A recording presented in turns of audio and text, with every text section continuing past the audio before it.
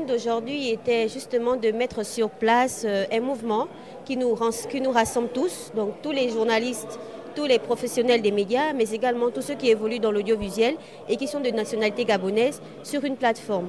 Donc notre objectif est déjà de promouvoir le journalisme et la communication, le métier que nous avons choisi d'épouser, mais également accompagner les jeunes à trouver soit un stage ou soit un emploi au Sénégal. Donc on est au Sénégal, on s'est dit qu'il n'est pas forcément facile de trouver un emploi. Donc ce qu'on voudrait être, c'est un peu le pont qui va permettre à ces jeunes étudiants-là de pouvoir accéder au monde professionnel. Et à côté de ça, on s'est dit, au lieu de justement lancer la présentation du mouvement comme ça, on a préféré mettre à côté une conférence pour discuter un peu sur l'orientation dans les médias. Beaucoup de journalistes viennent, ils font les études, mais ils ne savent pas que derrière, il y a des spécialisations.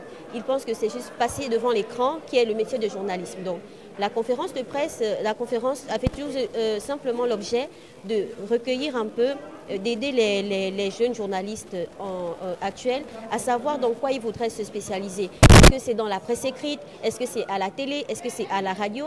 Comment savoir que je voudrais être à la presse écrite ou encore comment savoir qu'aujourd'hui je veux être à la radio? Donc voilà pourquoi nous avons invité nos mentors, nos grands dans le métier, afin qu'ils nous donnent un peu quelques outils pour qu'on sache comment est-ce qu'il faudrait se spécialiser. Donc la conférence a pu accueillir Madame Biguebob qui est directrice de publication à Enquête. On a également eu Monsieur Jean-Paul Ndour qui est à la RFM, grand présentateur de Vedette, et également Monsieur Régis Boukila qui est à Midi TV Africa. C'était important pour déjà l'association des jeunes journalistes gabonais qui évoluent au niveau du Sénégal de se regrouper et de prendre à bras le corps les enjeux qui sont liés au métier du journalisme et de la communication. Vous êtes sans ignorer qu'aujourd'hui ce métier-là évolue aussi bien avec l'intelligence artificielle, mais c'est surtout un métier où l'héritage tend à disparaître. Parce que c'est un métier également où on voit un peu tout le monde s'improviser journaliste. C'est pourquoi d'ailleurs les autorités ont eu à réguler au moins ce secteur-là avec la carte de presse nationale qui fait office de reconnaissance officielle d'un journaliste. Donc il était important pour nous, en tant que devanciers qui pratiquent depuis plus de 10 ans, de venir échanger avec ces futurs journalistes parce que ce sont les journalistes de demain.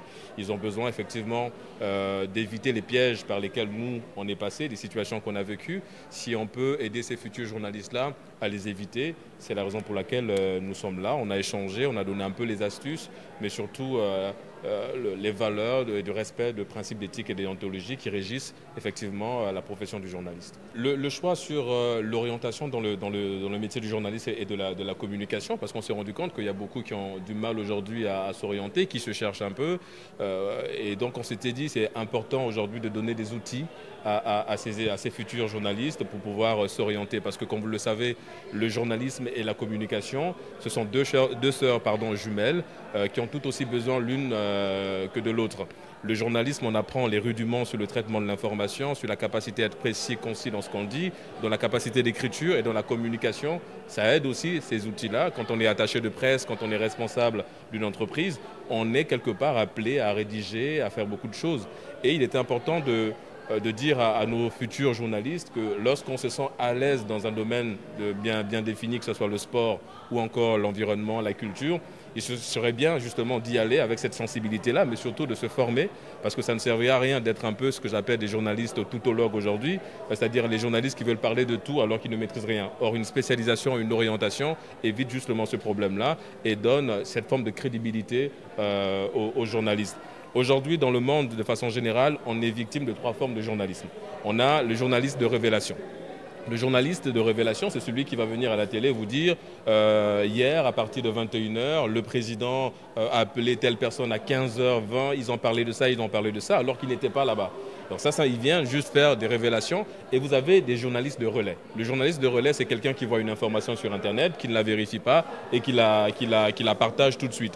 Et on est beaucoup plus victime de cette forme de journalisme ici au Sénégal ou en Afrique, où on a beaucoup plus des journalistes de révélation, des journalistes de relais et moins des journalistes qui sont portés par le principe d'éthique et de déontologie qui consiste à vérifier l'information, la traiter avant de la diffuser. Donc il était important aujourd'hui d'apporter tous ces outils-là à ces futurs journalistes dans le sens de l'orientation, de dire que le métier de journaliste, c'est vaste, mais dans ce côté vaste, il y a un seul point qui ne doit pas déroger à la règle, c'est l'information, c'est la formation et c'est le traitement.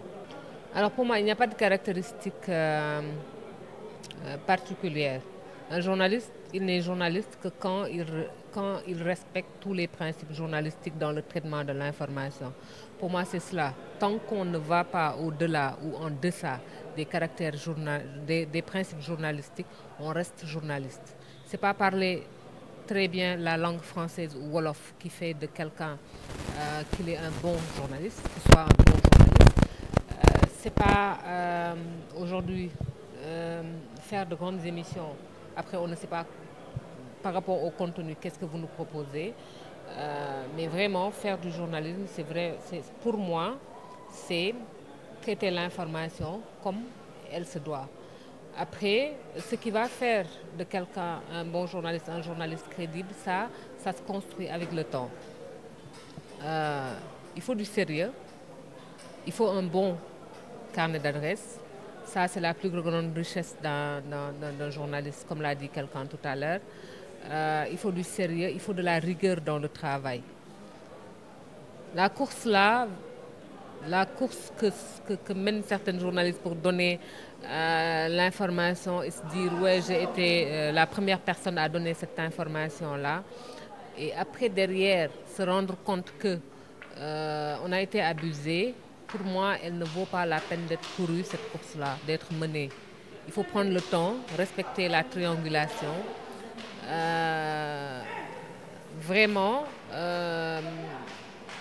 vérifier, encore vérifier avant de donner une information. Je pense que pour moi, c'est ça qui fera un bon journaliste. Le sérieux dans le travail, la recherche, la culture générale, c'est des choses qui peuvent faire la différence, mais il faut se donner ce que l'on fait, vérifier et encore vérifier une information avant de la donner.